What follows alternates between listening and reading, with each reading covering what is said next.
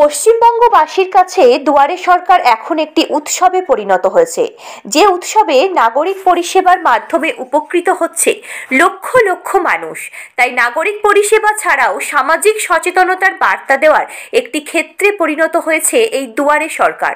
তারই প্রমাণ মিলল পূর্ব বর্ধমান জেলার মেমারি ১ নম্বর ব্লকের অন্তর্গত দেবীপুর অঞ্চলে।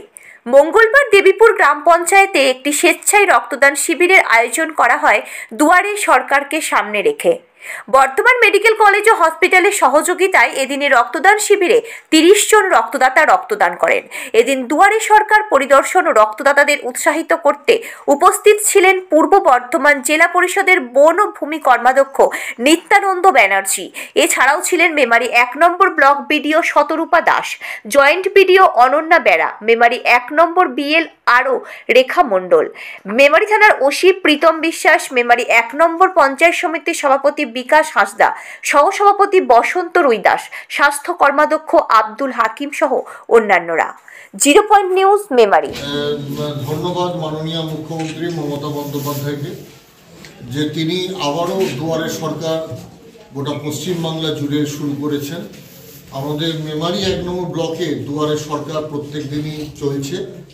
আজকে খুব গুরুত্বপূর্ণ একটি বিষয়, সেটা হচ্ছে আমাদের মেমারি ১ নম্বর ব্লকের দেবীপুর গ্রাম পঞ্চায়েতে দুয়ারে সরকার যেমন হচ্ছে, তার সাথে সাথে আজকে দুয়ারে সরকার প্রাঙ্গণেতেই রক্তদান শিবিরের ব্যবস্থা করেছেন দেবীপুর গ্রাম পঞ্চায়েত।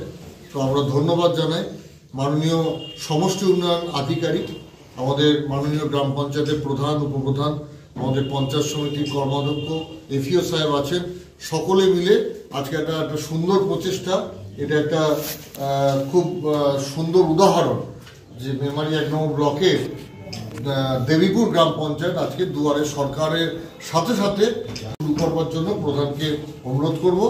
কারণ রক্তদাতারা এসে অনেকক্ষণ দাঁড়িয়ে আছেন, তার সাথে সাথে উল্টো দিকে দুয়ারে সরকারেও ৩৫টি ক্যাম্প চলছে, সেখানেও বিভিন্ন সার্টিফিকেট প্রধানকে দিতে হবে।